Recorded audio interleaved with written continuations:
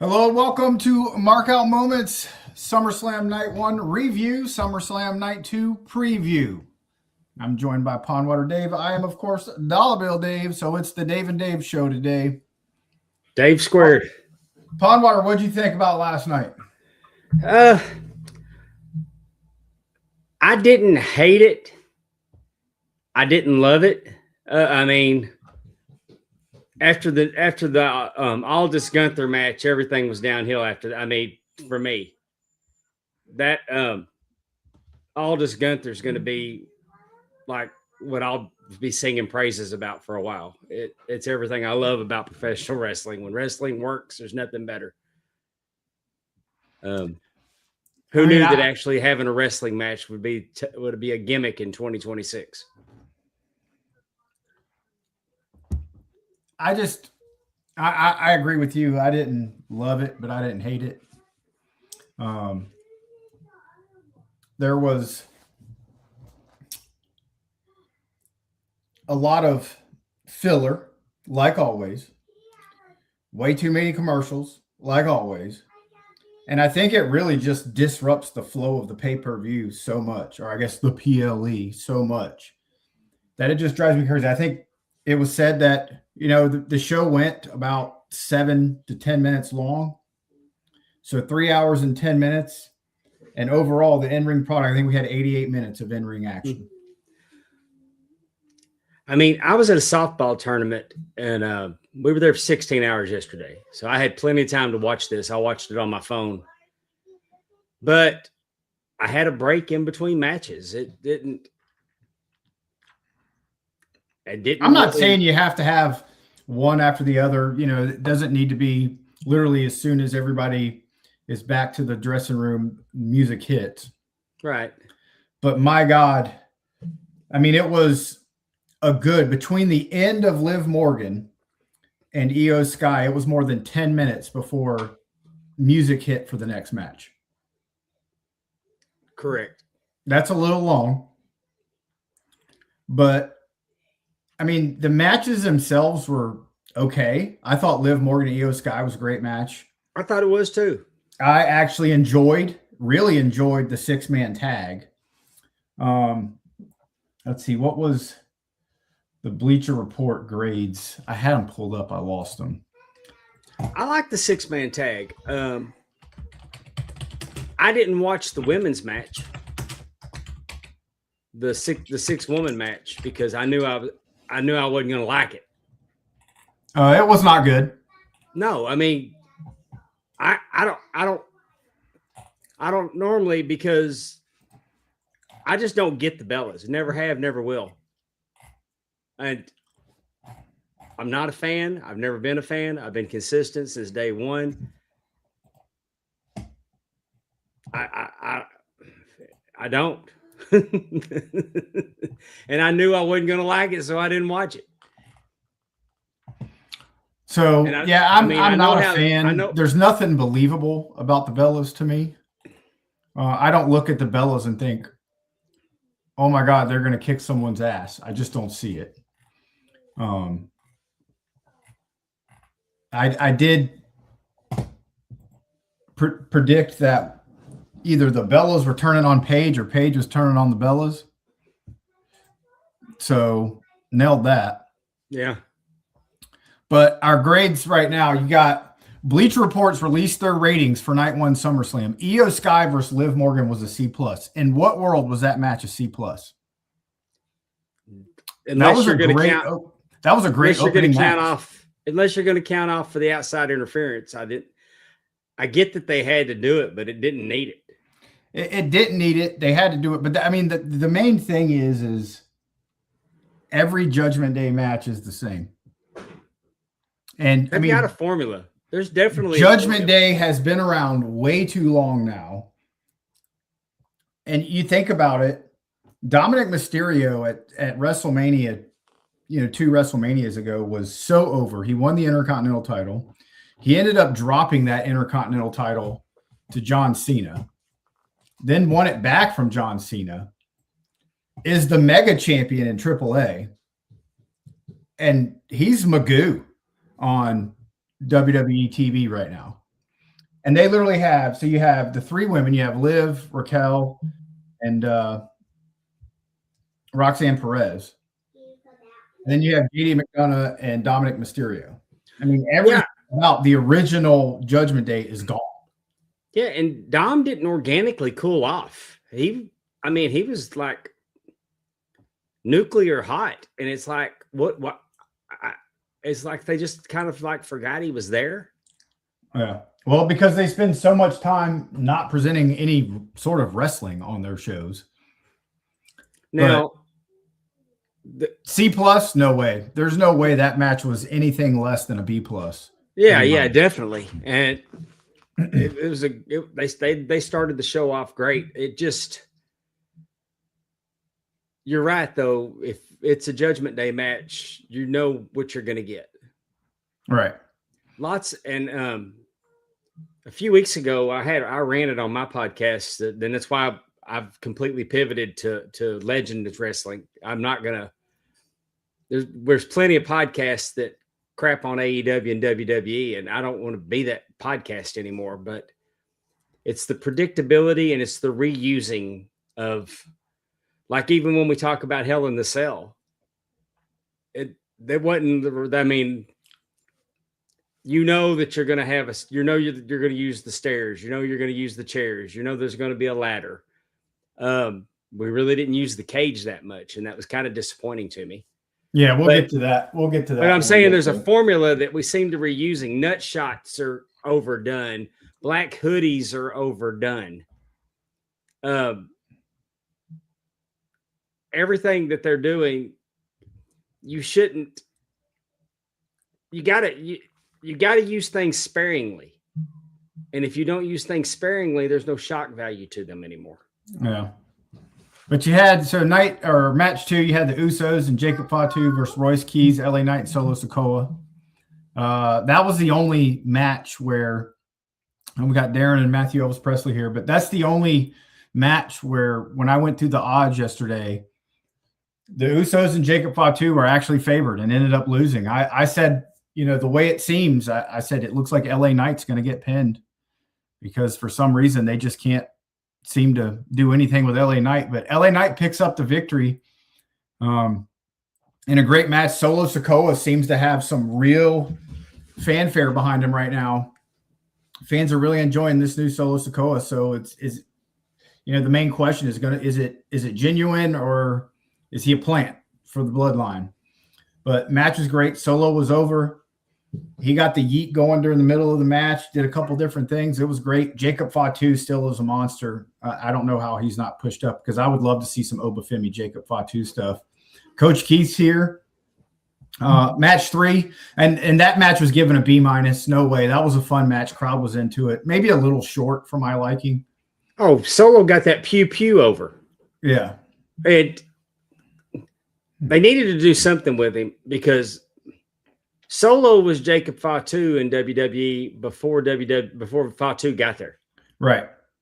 I mean, he was an absolute killer. He was the quiet killer in the bloodline. And they neutered him. But now he can talk. And I think you're getting to see more of the real Solo Sikoa. And I think that Solo and Fatu ought to have a program. Where Solo reminds people that I'm that guy before that guy. Yeah. I mean, they did have a short program, but I'd like to see more of it. Match 3, you had Gunther defeated Nick Aldis. That was rated a B-. Don't see that either. That was a great match. Nick Aldis hadn't laced up the boots in 3 years and hadn't missed a beat. Yeah, that was, I mean, I'm not going to say Meltzer should give it 5 stars, but it's over 4. So I B-, absolutely not. But that's another one where I'd like to have seen it go a little bit longer.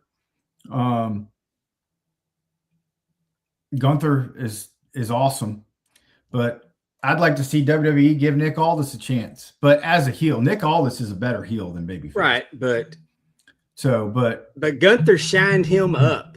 He did. He made Nick Aldis look good. Before he beat him. Yep. Aldis did nothing in that match to embarrass himself. I love that And I love that it wasn't like sleeper on game over. They actually let him get power up, and then took him back down again. Yep. So it was good. Match 4, Fatal Influence versus the Bellas and Page was a C. I agree. Not That's good. Too high. That's too high. I didn't see it. I know it's too high, but go ahead. Brie Bella got injured early on, and I guess she ended up at the hospital last night, shoulder injury. So the Bellas seem kind of snake bit since their return. Match 5, your undisputed WWE Championship match. Cody Rhodes lost to CM Punk. Hang on, with the return of Randy Orton. I really hate that the dirt sheets ruined it. That said Orton and pretty much KO are on their way back and expect them immediately. That's my one. You don't see anybody spoiling anything for any other companies. Yeah. Why do they spoil WWE? In fairness, I didn't see any of that, but I felt strongly that Randy Orton probably would make his presence felt last night. So I would have rather seen Cody turn heel. Without reading it. I would rather have Cody turned heel, but I guess with the merch sales and stuff, it's not in the cards. But at some point, we need a heel Cody. Cody's working like a heel, though. We need a heel Cody. Without being a heel, he's being a heel. Bleacher Report gave that a B+. I agree. It wasn't definitely wasn't as good as Punk and Roman at WrestleMania. Only one real botch of the match. Punk did a moonsault off top rope and completely missed. Oh, it was horrible. Yeah. It was the worst moonsault in the history of moonsaults, and he knew it. Yeah. So I would, in times like that, when it's so just blatantly obvious, I hate that he even went for a cover and, did anything. Cause it's like, dude, we all saw that you were nowhere near him. Let's pivot and do something. Cody was too close to the corner. So he could, if he would have laid that moonsault out, he was going to clear Cody by a mile. But you can't try to do the little compact moonsault like he did. I recognize where it went wrong, but he laughed because he knew that was not good. And let me just call out CM Punk for his Minnesota North Stars throwback gear. Now, I do appreciate that you didn't pander to the Wild because they are the absolute gutter trash of the NHL, but they think they invented hockey. It's well documented my hatred of the Minnesota Wild, or my disdain or really dismissal of them. Because if I say that I hate them, it gives them the validation they're looking for. They're not worth. Punk going back 35 plus years for the Minnesota North Stars tells me that the Wild are garbage. But anyway, as a diehard Chicago Blackhawks fan, I can't believe that he would entertain that. I'm not wearing any other team's hockey gear. I'm mad at the Cowboys, but you're not going to see me wear another team's hat right now. That was just CM Punk with pandering at its finest, and it's kind of out of character for it. That being said, I thought it was really cool gear. Yeah, it looked good. It did look great, but just B+. I agree, B+. That botch was bad. But if nobody's turning, it ended the way it had to end.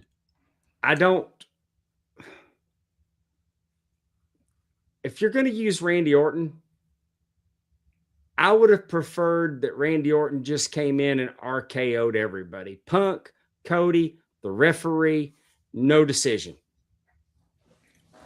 But I'll be interested to see if that he did it out of the side of Punk.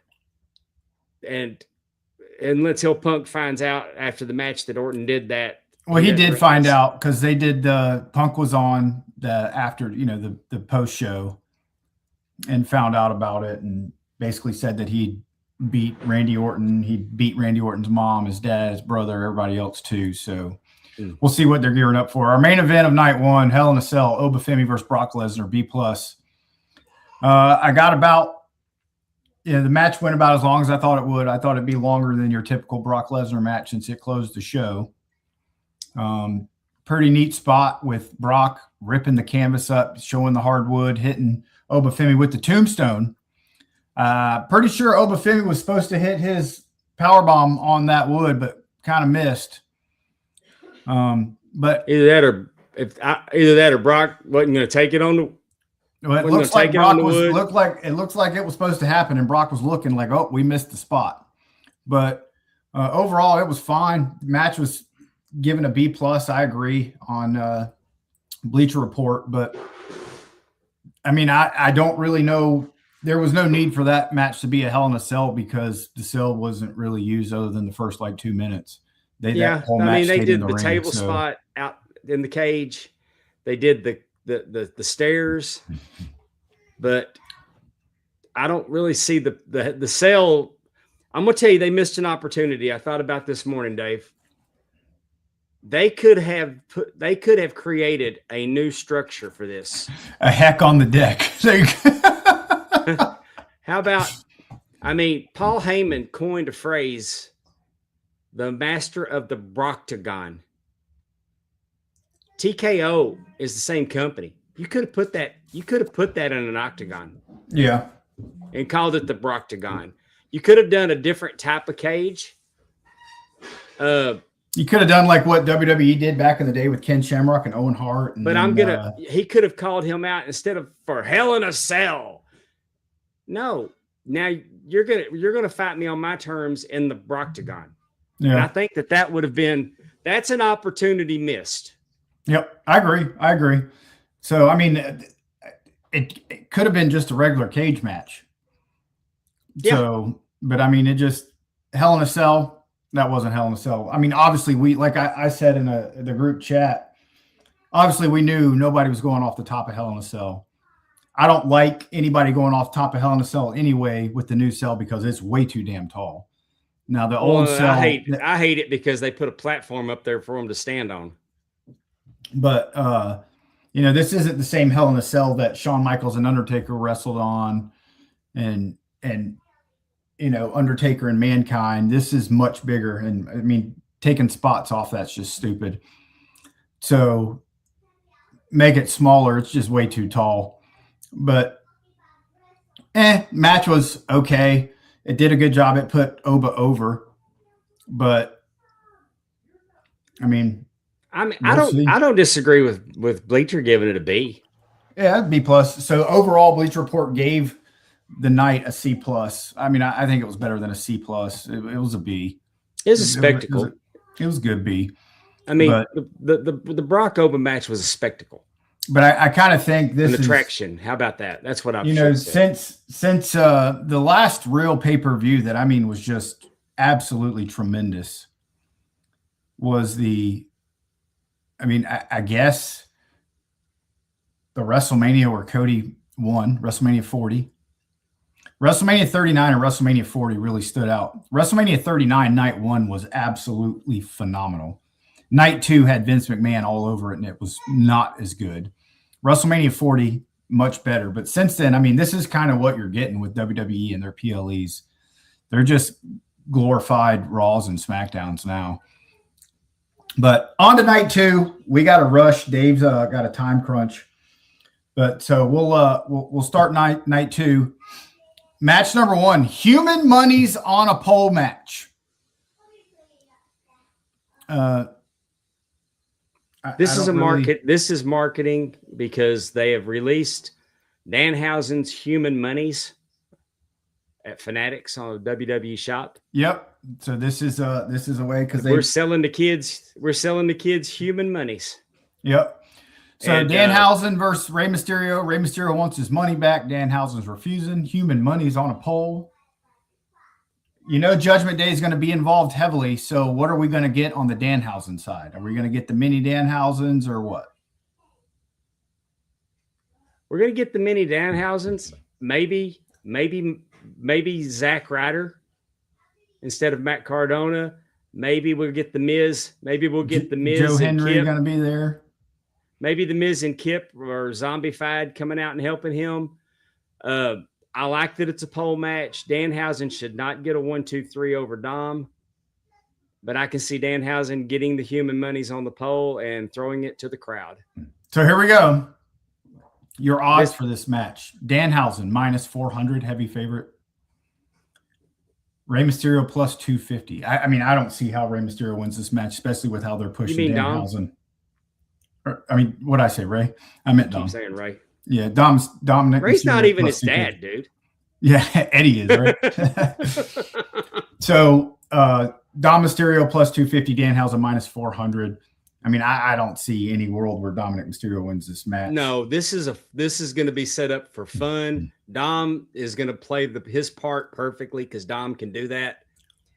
And this is one of those matches though where the fans like myself, especially the kids, younger fans, they're going to enjoy it. Yeah. The hardcore wrestling fans are going to hate it, and the wrestling media is going to shit all over it. But all in all, I mean, Danhausen is all over the world right now. Yeah. Especially with the whole Knicks thing and the way he's gotten really lucky with these curses. Dude, I just bought a Knicks cap on TikTok for $1. I need Danhausen to curse the Los Angeles Dodgers because they're killing Major League Baseball. So that needs to be next.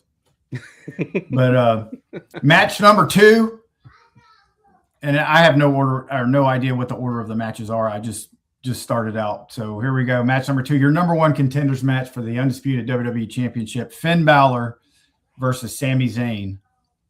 The betting odds have shifted in this match. Sami Zayn was plus 250 or minus 250, and Finn Balor was plus 110.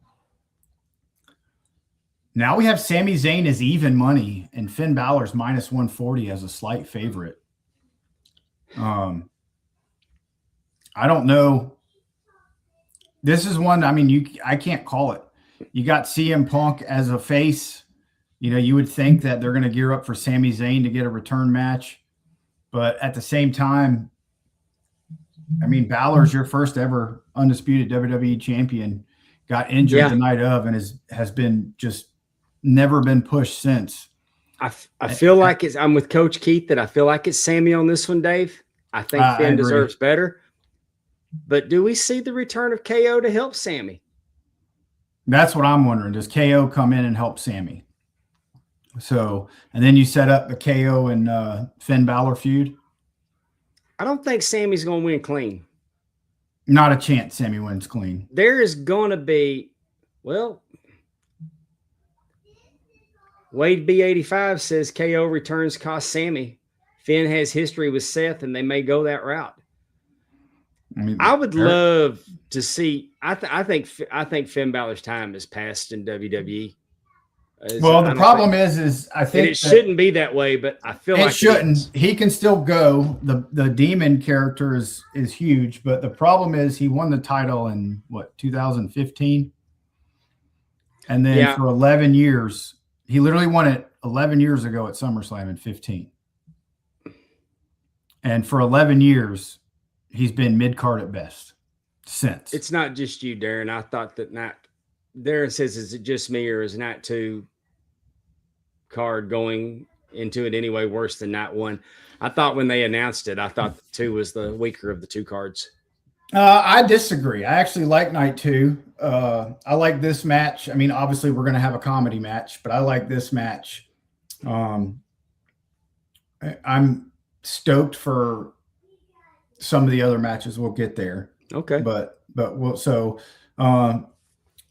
match is going to deliver. I think this is going to be, if they give them time and it's not a 9-minute match, it will deliver. Match 3, your interim WWE Women's Championship ladder match. I don't know why they have the interim tag on there. Because AEW is so good at it.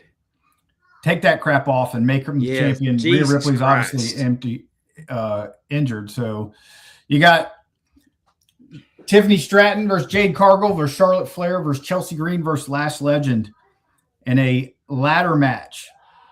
Now, I don't know about you, but a lot of people very unhappy with SmackDown. Lash Legend beating Julia in under 2 minutes. I don't think we're going to get a lot of crazy ladder spots in this match. Chelsea Green has been known to do a couple different things. Maybe Tiffany Stratton does something, but I don't think you're going to get a lot of craziness out of a 40-year-old Charlotte Flair who's seemingly got a bad wheel.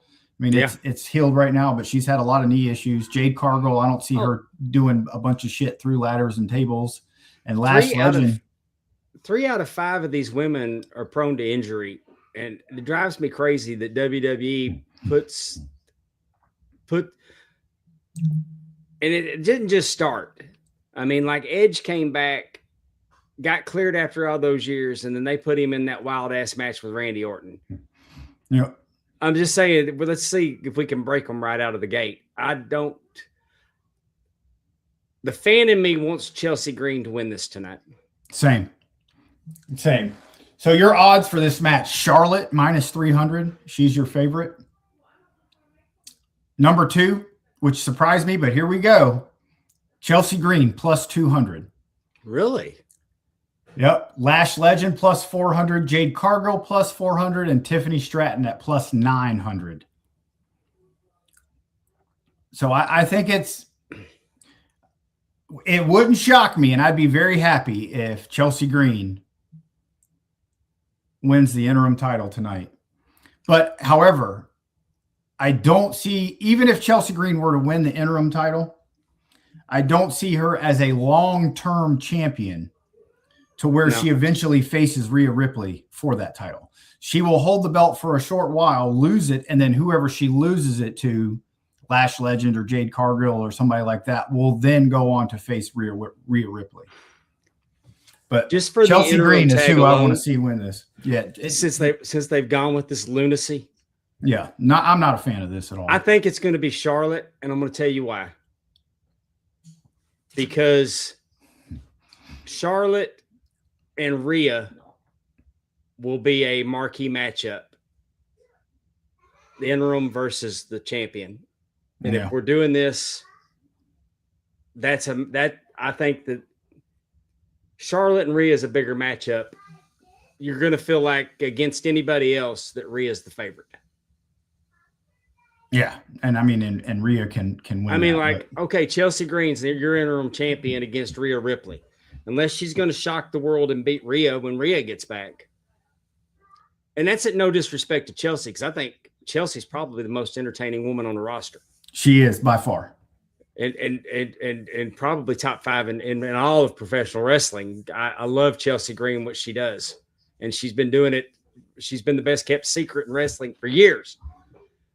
And on a personal note, I really would like Charlotte not to win this because I don't want to have to buy that belt. And since I have all of her belts, that crazy will take over and I'll have to buy one of them damn things.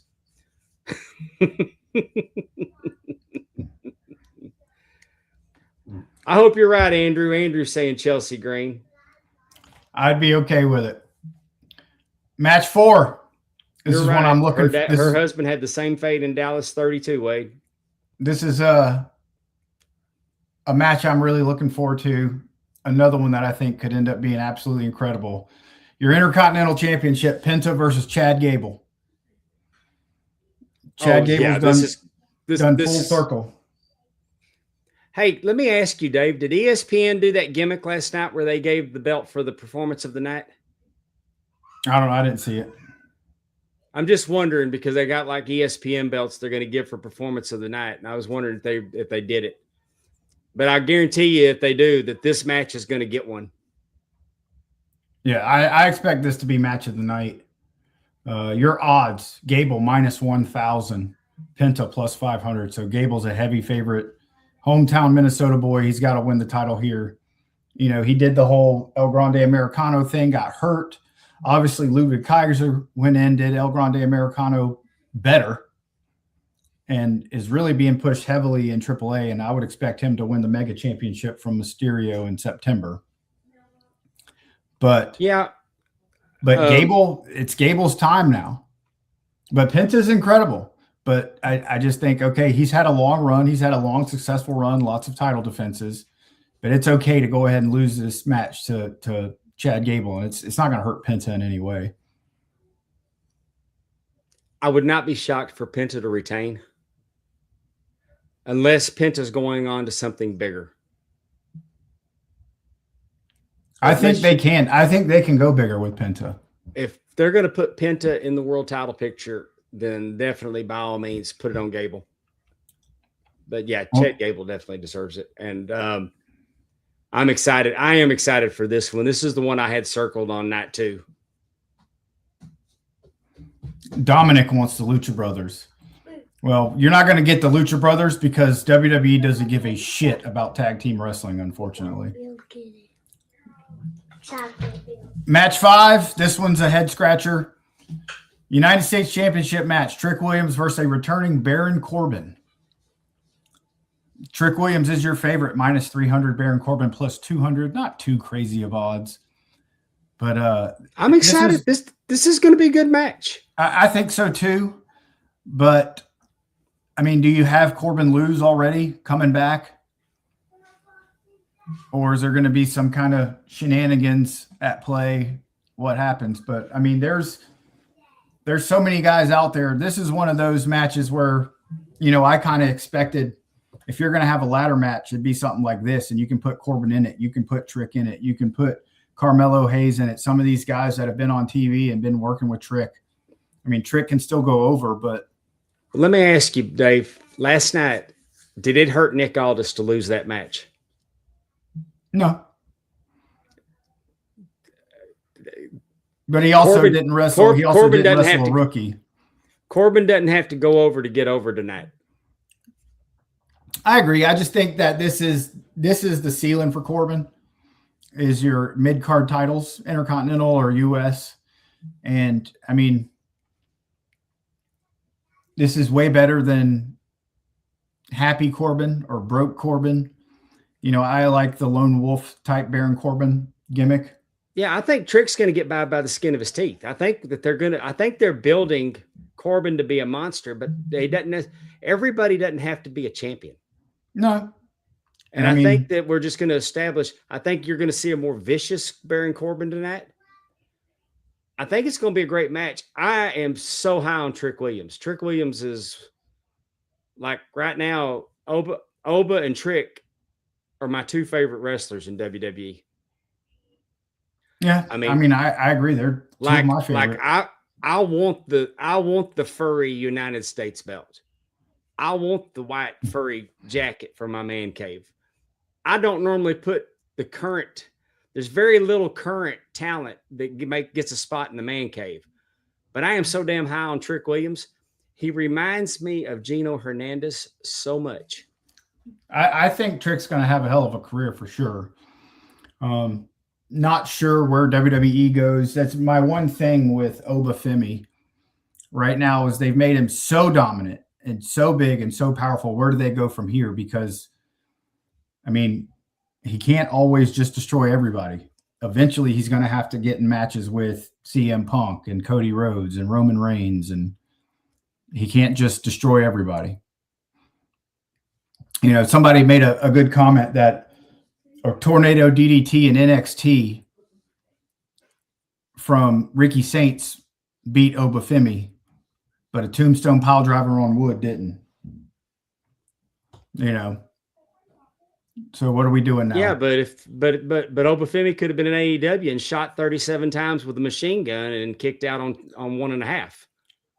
Yeah, he would have no-sold that for sure. I mean, you know. But I mean, but I'm a huge fan. Oba Femi is he's got money written all over him for sure. But all right, our main event for people in the Obacon. Obagon, yeah. Obagon.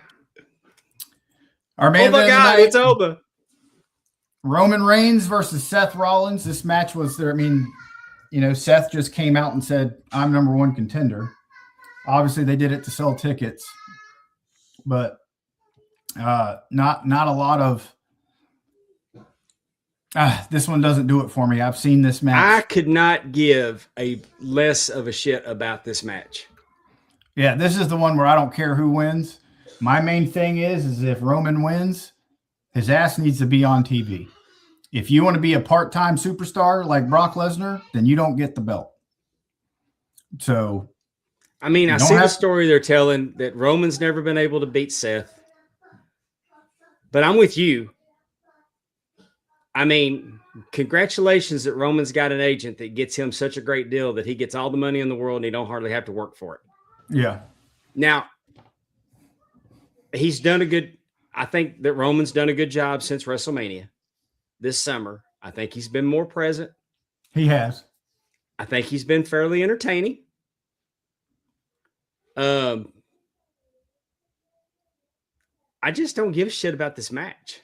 Me either. We've seen it.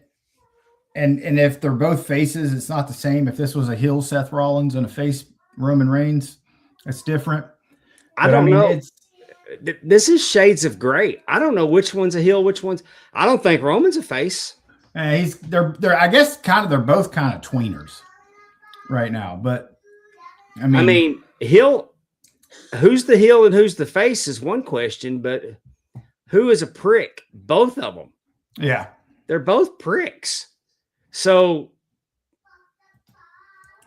Andrew Hermes says we should be ashamed for disparaging the tribal chief. Keith Morrison, my tribal chief, is winning tonight. Roman's winning. It's the odds. Roman Reigns minus 2,000. Seth Rollins plus 750. So I mean, it's and I'm gonna bring it back to why this makes sense. Because if you're gonna send Obafemi Obafemi's got a title shot. Mm-hmm.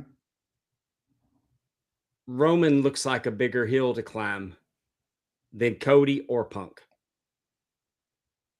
I agree. And I mean, Oba beating Punk doesn't do anything. I mean, that to me, because I will say I see Roman Reigns as a bigger star than CM Punk. I don't get why you fuckers love him. I don't get it. I don't get CM Punk. I never have. I'm a fan. I mean, he has good matches.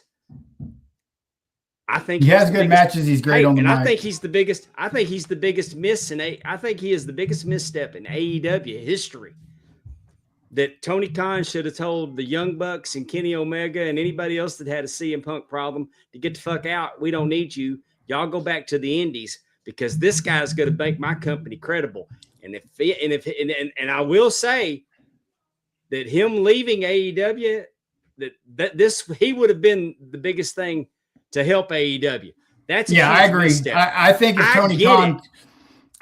Tony Khan could go back in time. I get it because of the mass appeal. Yeah.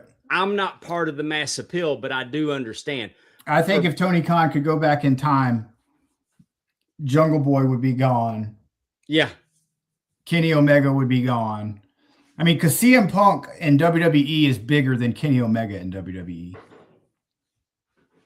Oh, God, and the Young Bucks in WWE would do nothing because WWE does, like I said before, doesn't give a shit about tag team titles. I mean, you got 2-night SummerSlam. You have 2 sets of tag team titles. Neither one's even on the show.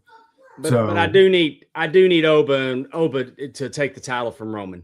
And I think that's what we're going to unless we get Rock and Roman at WrestleMania in Saudi, it's going to be Oba and Roman. Do you really want to see Rock and Roman? I mean, I did a couple years ago. It's one of those. I could care less if I ever see The Rock on WWE programming again. Yeah, I mean, unless he's going to show up and actually be there from time to time, I'm done with him. But I mean, Saudi, Saudi's going to pull out all the stops to get Rock at WrestleMania in Saudi. Yeah. So that's one of the reasons why I'm not quite sure yesterday was the end of Brock Lesnar. Andrew Hermes makes a great point. Exactly. It doesn't matter what we want to see. And hey, and if I'm the head of TKO, I'm doing whatever the people in Saudi Arabia want me to do, because when I look at my ledger, the dollar amount that I'm entering into that side of the ledger is the biggest numbers I get come from Saudi Arabia. So, yeah. And on that note, I'm going to dip because I got granddad duties I got to go do. It's blatantly obvious that what the fans want and what the corporate shills want, different things. Corporate wins every time with TKO. Yeah, the attitude of WWE is we don't get to tell them what we want. They get to tell us what we want. Yep. With that being said, that's it. So night 2, I'll come on tomorrow after work, sometime tomorrow evening, and we'll do a recap of night 2. So we will see you then. I'll see you then. Enjoy the show. Dave. I'm sure we'll all talk. You and I will be talking in our group chat, and I'm sure the rest of us will talk tomorrow. It's good to see you, man. I've missed hanging with you. This was fun. Yep. Do it soon. All right. Thanks for watching. See you next time right here on Markout Moments.